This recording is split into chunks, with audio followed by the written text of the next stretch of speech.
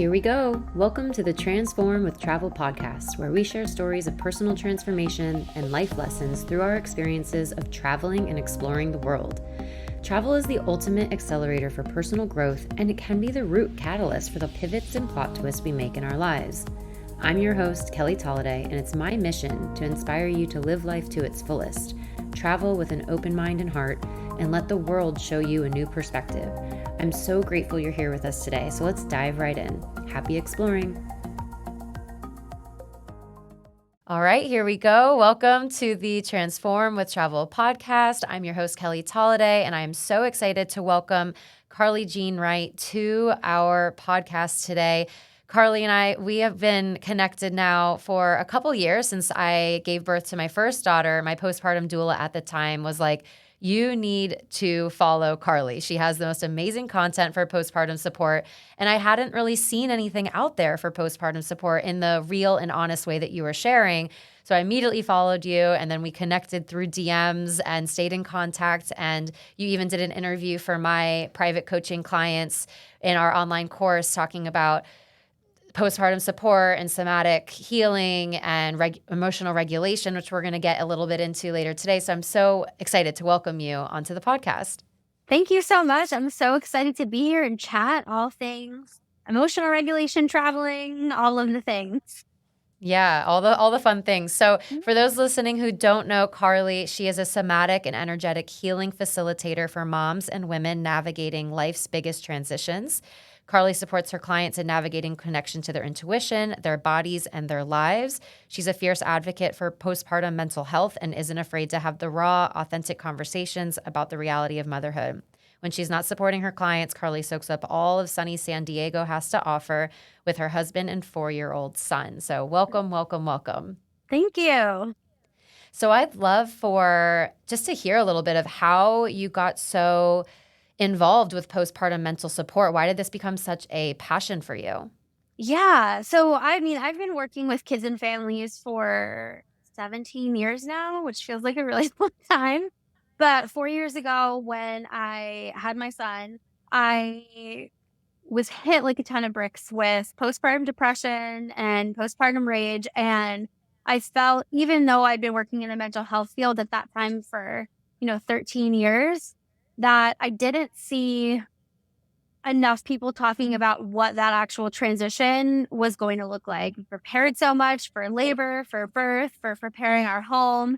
And then I was so surprised with how much my own identity, my relationship changed, and it felt like the rug was really pulled out under me. So after having all of these quiet conversations in my DMs with other moms who are also experiencing or also had experienced what I was kind of talking about and starting to slowly share about hey, was breastfeeding also hard for you? Or I'm really struggling with this, or I don't feel sad. I'm having these really big bursts of anger. Has anyone else experienced that? I was dropping these little seeds, and slowly my DM started filling up with a lot of other moms in my own family included that were yeah, we experienced this, or, oh my gosh, I'm going through this right now. And so it felt like there was this secrecy behind the actual transition to motherhood that nobody was talking about, but everybody was struggling with. And I felt like,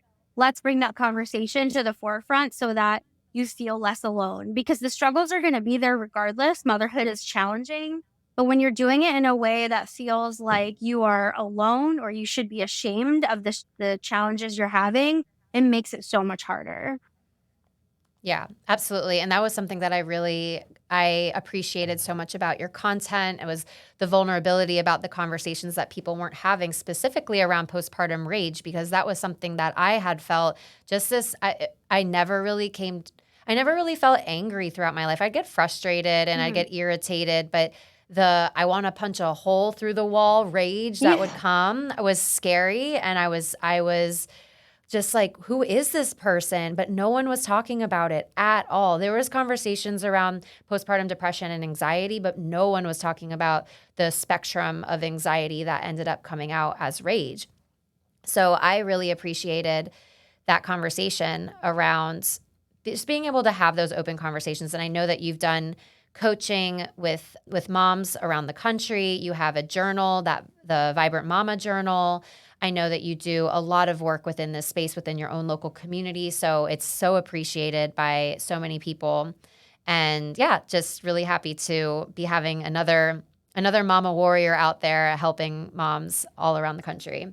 So a lot of what you speak about in on your content and with your clients is about finding yourself in motherhood again and really finding that identity, because as you mentioned, you felt like you lost yourself a bit. You weren't sure who you were anymore. And that can be really overwhelming for women who feel like they've lived their whole adult life and now they have absolutely no idea what makes them happy anymore, what brings them bliss. They feel like it's everything in their life is just transactional with their partner, with their child. So, what was that like for you in terms of like being more comfortable with who you are as a mother, but also as a woman? Like, what was that journey for you? Yeah, I think, gosh, everything turning into something transactional is so spot on because it shifts your whole life completely. And I think, as someone who, for me personally, has always been very ambitious, I've always either worked multiple jobs or had businesses, and I didn't realize how much my identity had been wrapped into my career and all the things that I was doing for other people until I was forced to slow way down.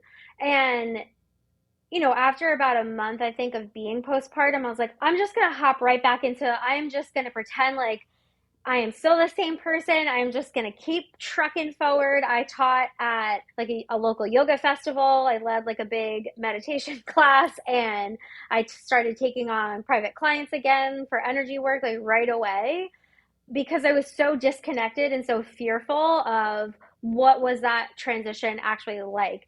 It is so scary and disorienting to actually be faced with yourself for the first time in a very raw, real way, because kids will shine a mirror on you in all of the ways you didn't realize you needed to look at yourself.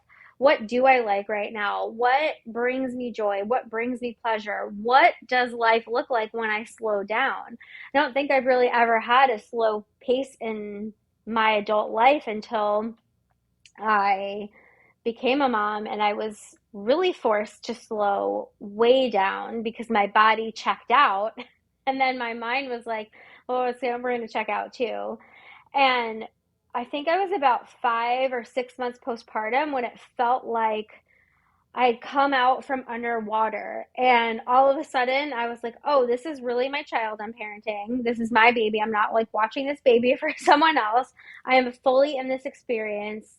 If I want to be the parent that I want to be, I actually need to take care of myself. I need to get to know myself in this phase of life.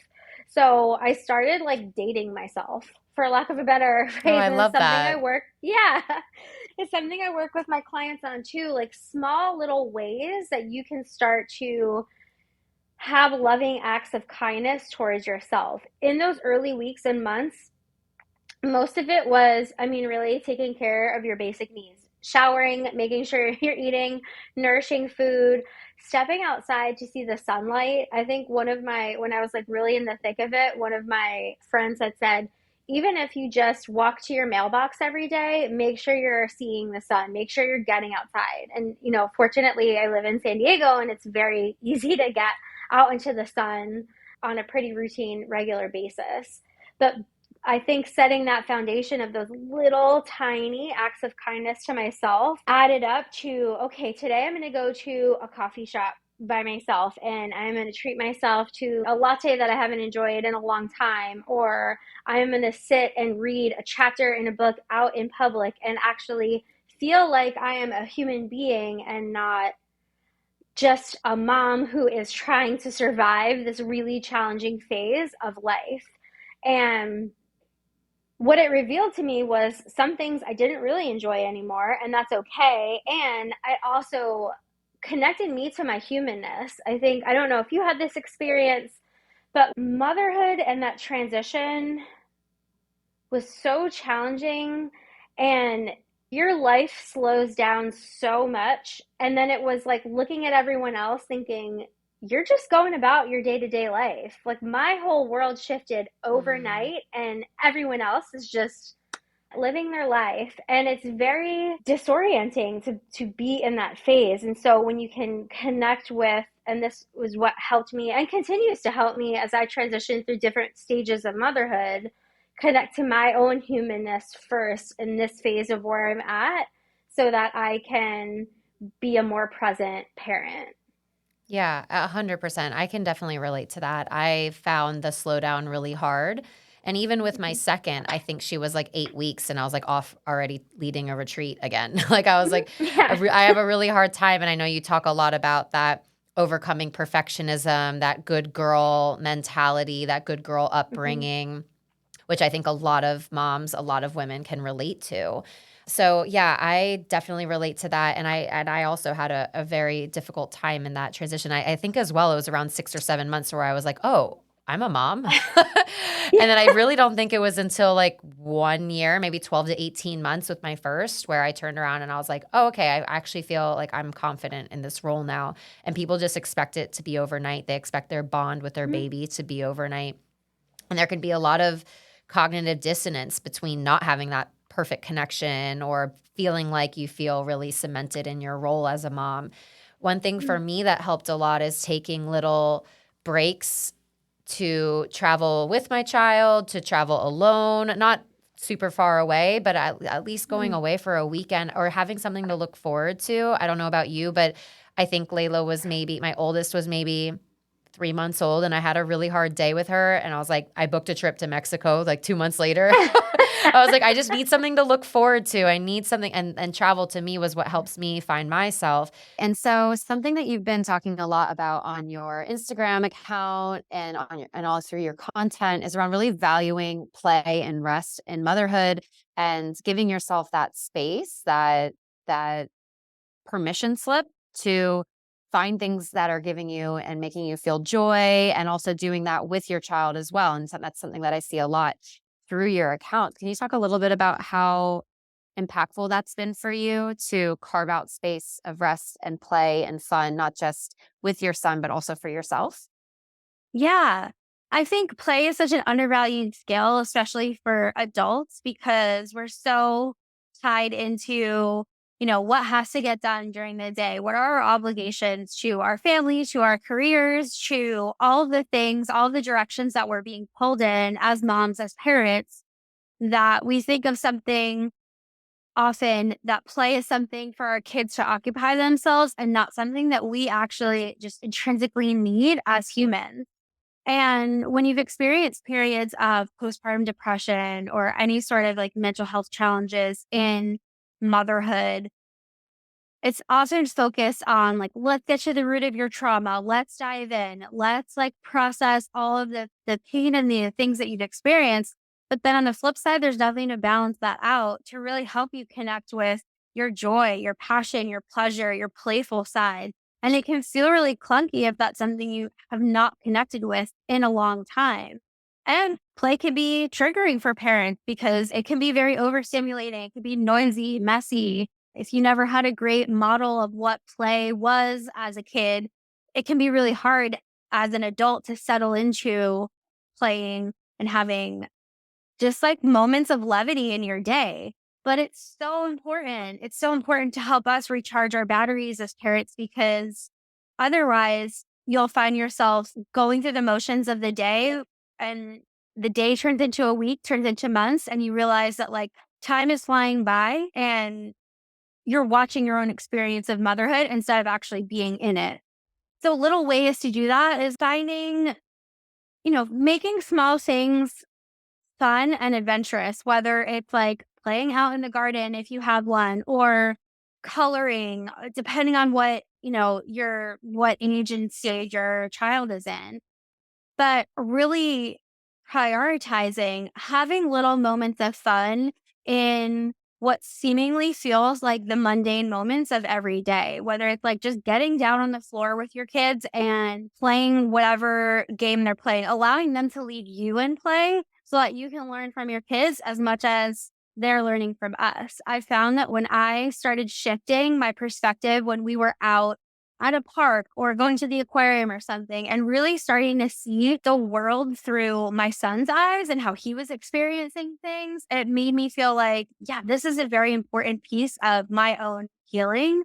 And I'm having fun again. I think it feel overwhelming, right? When you're like, oh my gosh, I've spent all this time healing and now I'm having fun. Like, I don't know. But it's so important to be able to make space for your own joy. Like it's a valuable thing. I think we like maybe just count it as it's not productive. It's not giving us a necessarily a return right away. But it's so important to make space for play and joy and levity in your day to day. Yeah, 100%. And that's something that we can learn so much from our kids is how to lean into that childlike wonder and just being Mhm. so enthralled with the present moment. They're not thinking about what's going to happen next or what happened before. They're totally 100% there in the present moment. And that's something that we can continue to learn from them. But I love how you say taking little moments of time to have pockets of joy or finding little activities. And I'd love to talk about this concept of micro adventures or mini adventures. I think that's something that I see on social media that you do quite a lot with your Mhm. son. You don't have to go, to a different country or even to a different state. There's so much wonder and joy and adventure that can happen in your backyard. So, what's that been like for you to go on these little micro adventures with your son and feel like that wanderlust gets satiated Yeah. just by going to a new park or, like you said, playing in the garden? Yeah, I mean, kids lean into their natural mode of communication is playfulness, and that's how they learn. That's how they communicate with us. And, we're just kind of in a phase of life where we have a lot of like obligation travel that we that we do, but not a lot of space and time for like fun adventure travel right now. And so in the last year, we've moved a little further away from the beach. We're in a more like woodsy community, for lack of better terms. And there's some really cool trails around our house. And my son is so great at making everything into a game. And so it feels like, all right, well, let's roll with that in the afternoon, routine when he's transitioning home from school and taking his monster trucks to go to like a hill that's behind our house and having these like fun races, or let's go on a nature scavenger hunt and see how many different types of leaves we can find. Or so it's, and activities like that hit so many different modes of your own emotional regulation because you're grounding by being outside. The neighborhood I live in, there are tons of eucalyptus trees. And so it just like smells really fragrant. And you can just kind of like, it's that healing. You're connecting with your child, you're feeling playful, you're being observant, you're learning. It's like hitting on all of these things. And it's really fun to incorporate that as part of the routine because then everybody's sleeping better at the end of the when you have a little bit of like outdoor time after dinner or after the school routine is done, or whatever kind of your afternoon looks like. And it's just feeling excited about life. I think the last few years have been so heavy on so many people. And a lot of us are in this phase of, well, what's next? And we're being hit constantly with just, stress and taking in information at rates that humans are not really set up to process on a day to day basis. That, like, how can we get excited by life again? Let's Mm. look up new parks or new hiking trails near us. Let's look up, I mean, even if it's just an hour drive outside of San Diego, how can we make this fun? And we've always had these like micro adventure relationships between my son and I. When I was really coming out of that postpartum, it was, I'm going to walk in a new place every day in San Diego. So we'd go to the bay or we'd go to the boardwalk or a different beach, a different trail. Just, it started as a way for me just to get out of the house and just to like get some fresh air and sunshine. And now having him be an active participant and he gets some control and say in how his day goes, it just is so great to break up the day in that way. Yeah, I really love the concept of a nature scavenger hunt. My daughter's kind of Yeah. at the age where that's a perfect activity for her, so I'm definitely going Mhm. to take that with us, and I really loved when you said how to make life fun again and enjoyable again. I Mhm. think it's really easy to get into the slog of a day-to-day routine or that everything feels hard and everything is hard. And don't get me wrong, like the world is really heavy. Like a lot of the times the world can feel very heavy, but Mhm. we have the choice to look at it in a different way and say, okay, well, how can I make this fun? I've chosen this life to some capacity. I've chosen this life. So how can I Mhm. make this fun? How can I make this relationship with my son fun? And the idea of micro adventures is really accessible for a lot of people. You mentioned emotional regulation, not just for the child, but also for the adult being outside, getting a lot of sensory input.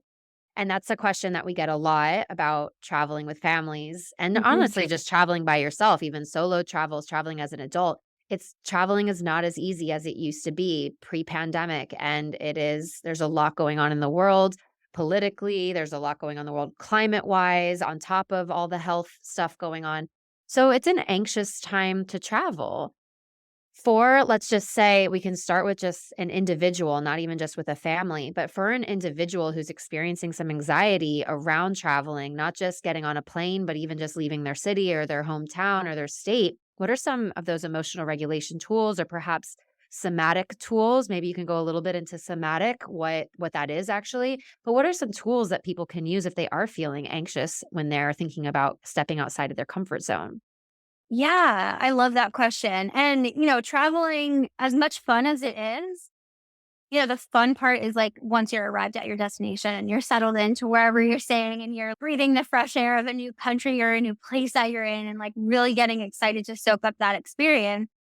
And the planning can be really fun, but sometimes getting there is exhausting. And you're in an environment where like everybody you meet in an airport and like stressed out, and travel has changed a lot in the last few years with that. So it can be a very ungrounding experience. And so there's simple tools like mints are like the number one thing. Carry with you mints or hard candy. This is like just a great thing to have on hand in general if you're a person who runs more anxious and you also feel like you are you disconnect with yourself when you are very anxious because it brings you back into your body and it gives you something to focus on. And so having like Sour Patch Kids or some mints or like a sour I'm trying to think of what those sour candies are called, but I can't think of them offhand. Lemon Or drops, like the whatever. warheads?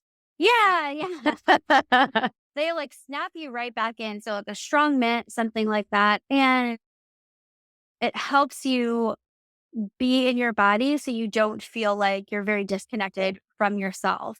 I think little tools that you can use that some people get worried, I think, too, about how am I going to be perceived if I'm trying to regulate myself while I'm in this crowded area? Is somebody going to be looking at me? I mean, something just as simple as like just kind of squeezing your arms or squeezing your legs or going through and giving yourself a little deep pressure.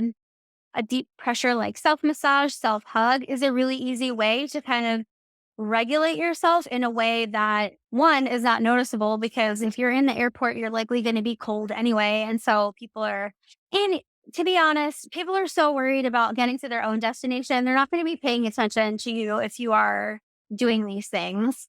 So, yeah, doing with the deep pressure hug on yourself, getting up and taking some stretch breaks, or just reminding yourselves that, it's safe. I'm going to have a good time. The pilot, if you're fearful of flying, like the pilot wants to get there safe too, right? Like that's their main goal is to get everybody to their destination in a safe way.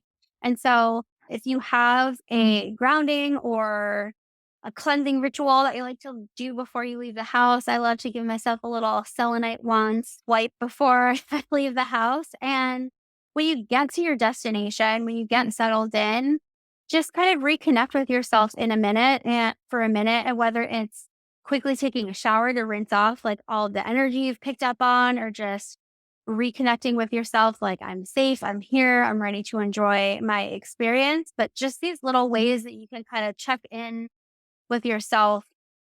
Simple stretches like a figure four stretch if you're seated in, your terminal waiting, or if you're on a road trip, taking stretch breaks so that you can release that physical tension in your body will help you feel more relaxed.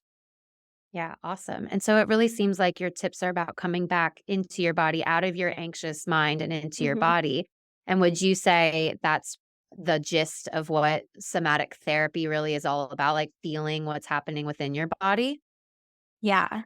It's feeling and processing the things that are happening, because otherwise you're going to be ruminating on all of the things that are happening around you. And instead of focusing on, I mean, yes, it's great to be, I'm a planner too. I think just like as a person who runs a little anxious, like I like to plan for A, B, and a C experience, or have an A, B, and a C plan. But when you're only focused in on your mind, the body starts to retain all of that anxiety. And that shows up in muscle knots in your back, tension in your hips, clenching your fists without realizing it, clenching your jaw, grinding your teeth, all of these things. And when you can physically it's metabolizing your stress, you're thinking about it, you're aware that you're taking it on, but then you need to process that through releasing your body, whether it's a simple stretch, whether it's squeezing yourself, whether it's hugging yourself. Your body needs a way to metabolize it. Otherwise, you're going to be hanging on to it and getting to your destination feeling tight and stressed. And that's not, you want to enjoy your travels. Yeah, totally. Okay, cool. And so with traveling with families, that's an additional layer of logistics and dealing with just Mhm. other little humans' emotions, and Mhm. they're taking on the same amount of stress that we're taking on while we're traveling. They're feeling that too. Let's say Mhm. you have a kid who's just running around like crazy at the airport and they can't seem to calm down, or they're very volatile, their mood swinging, and you can't seem to Mhm. figure what's something like, one, what's going on in their little brains, and then two, what's something as a parent we can do to help regulate those emotions that they're kind of going through at that time.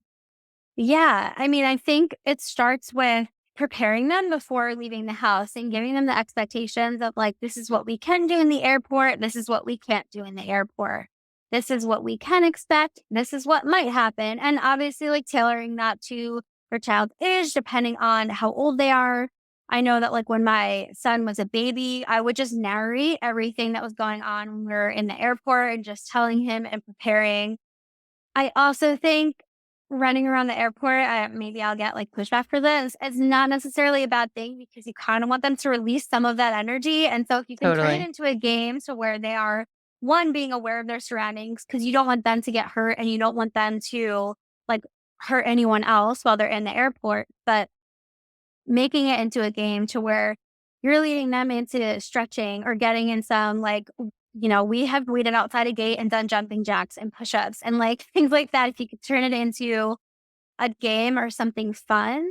Again, the deep pressure squeezes, that's something, if your child is someone who likes that sensory input, it's a way for you both to physically connect, because connection has to precede regulation. You have to connect with the person you're trying to help co-regulate before you can help them regulate.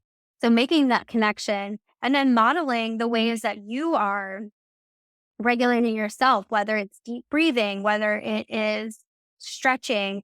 But I think anytime it comes back to like the playful parenting, to make it into a game, there's like the grounding exercise of like seeing 5 things you can see, 4 things you can hear. And then you go, like, the airport's a perfect place to play that game and it becomes really fun.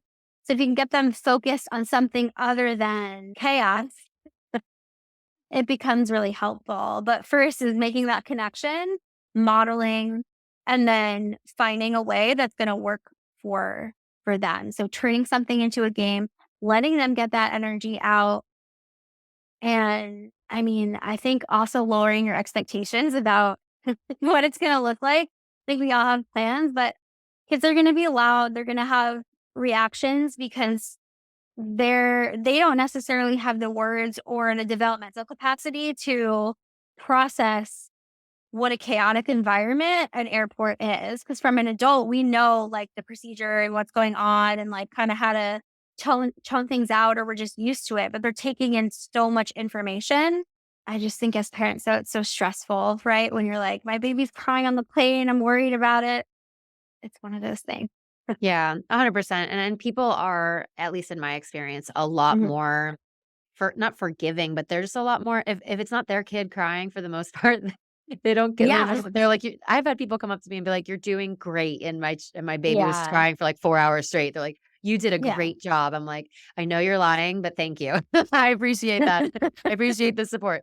So It sounds like to me the same techniques that you would use for yourself in terms of that sensory input and coming into your body and allowing yourself to Mhm, release that charge, you're doing the same thing to help your child do the exact same thing. We all need that mhm, sensory input, or we all need to be able to release a bit of that charge that gets pent up in the body. I am all for airports that have, soft playgrounds, or just areas that kids can just kind of run mhm. around and be kids and let some of that energy out. And so I always tell Yeah. parents, research beforehand. If you're going to have a 4-hour layover in an airport, see which terminal has the playground, because I promise you most major airports have child areas now. Just do a little bit of research ahead of time. Mhm, Where can my child play?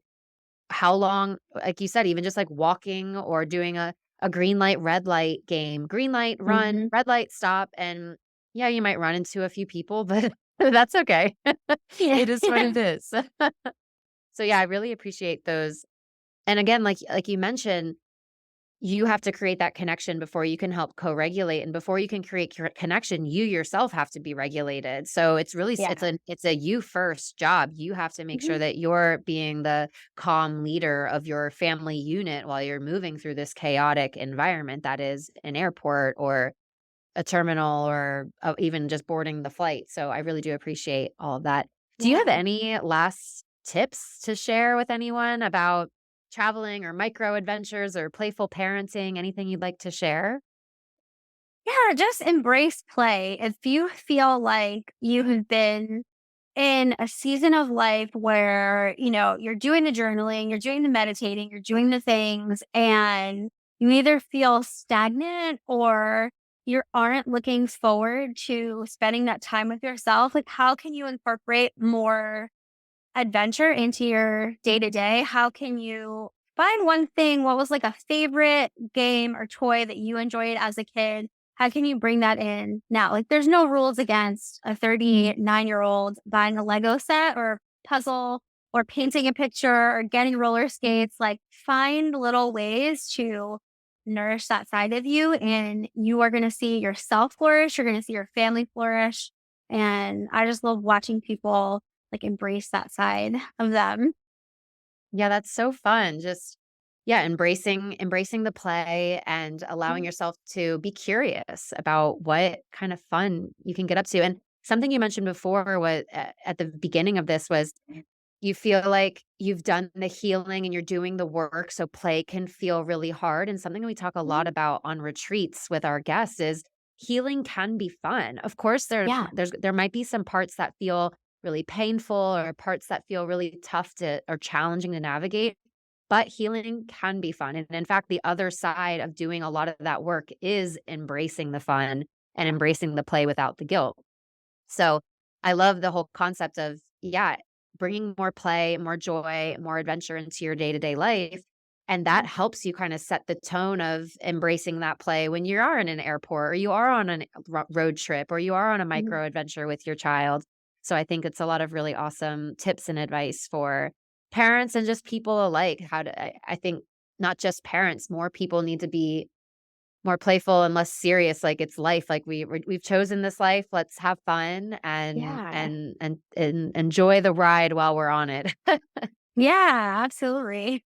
So, I'd love for people to be able to connect with you online. I know you have a lot of different offerings, and I know you have the journal as well, so I'd love for you to be able to share how people can connect with you. Yeah, so I'm at That Vibrant Mama on Instagram and TikTok. I've been a lot more active on Instagram lately. And then, yeah, like you said, I have a journal that's available on Amazon, but you can find that link in my Instagram or on my TikTok. And it is a journal I took a program that I created a couple of years ago and distilled it down into a journal. And it is really about reconnecting to your identity and yourself in as you recover from postpartum depression. So, and play is definitely integrated into all of that work. So, if you're looking for an extra support, then that is the best way to connect with me right now. Amazing. I'll make sure to include that in the show notes as well so everyone can go check it out.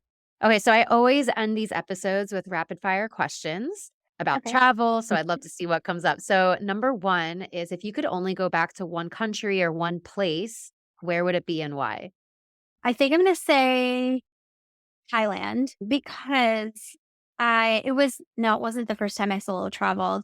It just shifted everything for me. And I feel like there was so much I didn't get to explore while I was there. And then, yeah, my life like pivoted 180 when I got home. It was just such a cool experience. So I think Thailand. Yeah, Thailand will do that for you. It's kind of a little bit of a Yeah. portal.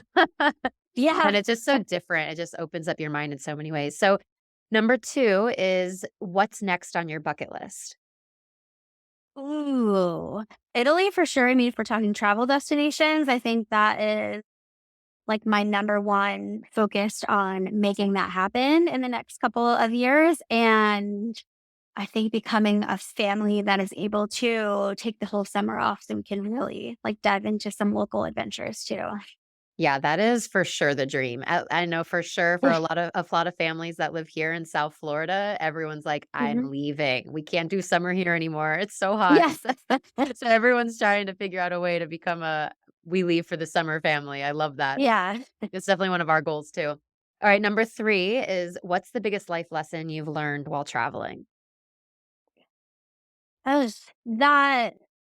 Gosh, there's so much out there. And you don't need to wait for other people to be ready to meet you where you're at because you could just go out and have adventures. I think that was like my first big solo travel trip really opened my eyes to that. Like other people aren't always going to be on the same path as you, and that's okay because if you forge out on your own, you're going to find people who are like minded. And there's just so much to see in the world.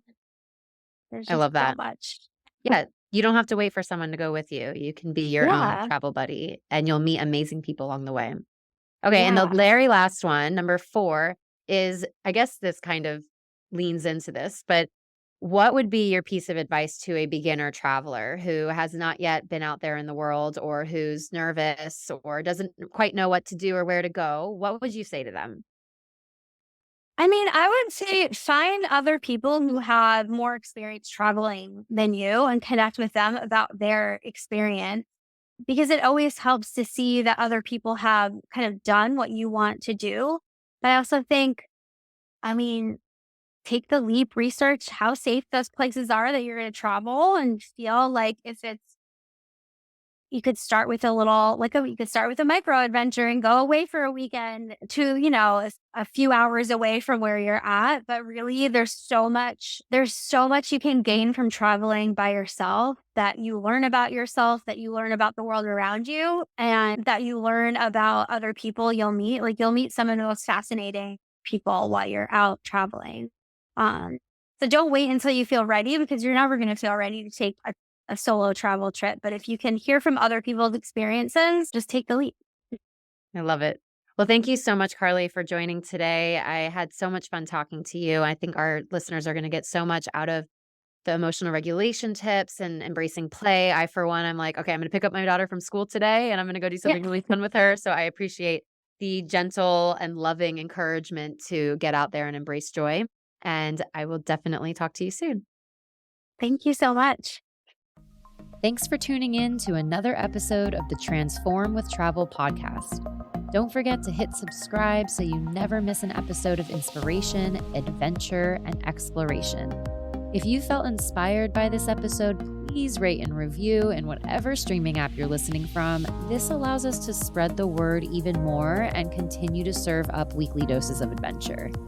As always, we'd love if you could share the episode with someone in your life who you think will benefit from this conversation. Thanks so much for listening. This is your reminder to get out there and keep on exploring.